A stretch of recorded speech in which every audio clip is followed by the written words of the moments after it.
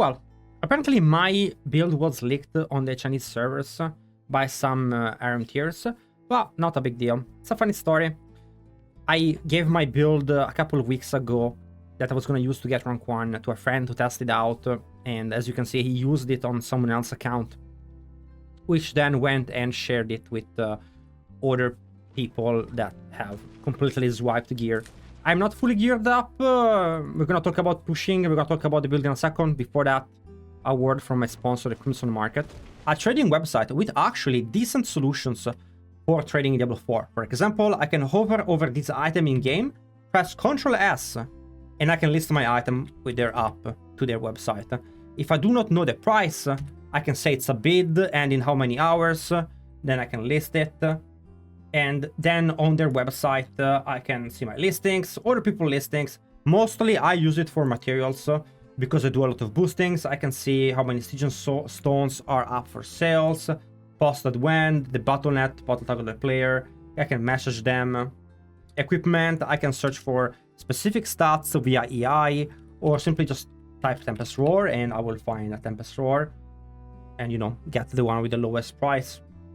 Very good website. They also sponsor people like Woodish and Rocks. Also, every month they do giveaways. For example, there's this last Epoch theme computer that was given away and won by Fate0820. To get those rewards, you click on join on the club section, you scroll down and you're gonna find the golden ticket, which will give you 30 days free premium.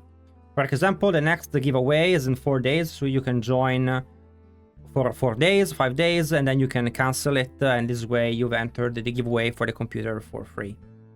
How does the build work? The build is pretty interesting as you need incense and you need very specific stats to make everything fall into place. Let's go over that. Full glass cannon, no stones left unturned. One thing that I had figured out is that if I could run card control damage on both items, both my one end and off end, then something interesting can happen on the Paragon board. I can run less card control damage, specifically from this big cluster here, which also allows me to then go and grab my Earth and Devastation from the other side, getting more damage, and skipping resistance cells that I can cap with my incense. This is obviously a massive amount of points, which gets repurposed in more HP and big damage nodes like those ones. Possibly it is possible to take less HP even than that and get Impel as well, which overall will grant you, you know, those 10-15 extra % more damage in total, which can be a big factor in pits. We have then taken Electrocution into the build, which is, I mean, pretty obvious. A lot of people do that. You just take Werebear out for it. We are going to talk about how to optimize Electrocution a second before we move back to the gear. So people want to know about Electrocution. How much do you need to invest to make it work? One rank in Bad Omen is enough. As you can see, because of that, I can also get Electric Shock, which is also 24% chance to proc on a 21% damage. This specific talent scales better the more points you invest in it, because both lucky hit goes up and also the damage. It is a better damage multiplier than Crushing Earth.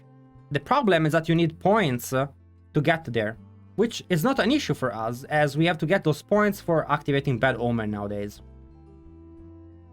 We remove every type of defense from the Paragon board, minus the Vigilance, and get things like Wild Impulses and anything damage related that makes sense, plus 1 point in Wolves, and 1 point in Resistances if you feel like it. This is like the only thing you can change. You take 1 off, your Resistances are gonna be a little bit uncapped, and you can get 5% more damage to CC targets. The Wolf is important because in pits, melee bosses are a good target for this build, especially the, I don't know what it's called, Big Demon. But you put it in a corner with wolves in front of him, the Scourge, and he will die like a dog, getting blasted by your lightnings while he cannot reach you. So it keeps the melee bosses away. Very strong for pits. Of course, you want to run full blue gems, which are a bad investment, just like Electrocution is a bad investment in terms of return on investment. Because we're there and defensive points would be more efficient, but because we don't care about any type of defense, anything that can give us damage we take. Getting blue gems which are not really efficient is still a good choice for us. So we do that. And now we take a look at one more thing that can happen with the gear. If the gear has exactly crit chance GA on everything, you will have exactly the crit chance needed, 82%, to run without crit chance on totem. And that allows you to have life on it on totem instead of having life on it on the weapon, which allows you then to run crit damage. So you have an extra 110% crit damage that you normally wouldn't be able to run because you have to cap the crit chance from the totem. And those optimization would add up to, you know, about a 20% damage boost, which would have helped the old man here, I think, push for rank 1. But I'm missing about 40% damage from my gear because I do not have perfect aesthetic and also my amulet needs to be improved, so I'm missing quite a bit of damage. And some masterworks as well. I was gonna get there, but those guys, man, they have full perfect gear since like weeks ago. The season has been a little bit funny with all that duping and RMT going on. And yeah, people say like, why do you care? I care because I work so hard for my gear, and then those guys just whoop and they have it. It kind of makes me feel bad, but you know, I get it. People say it's not a competitive game. They do have a point. Some people like care about, you know, some flowers. I, you know, care about Diablo 4. It is what it is.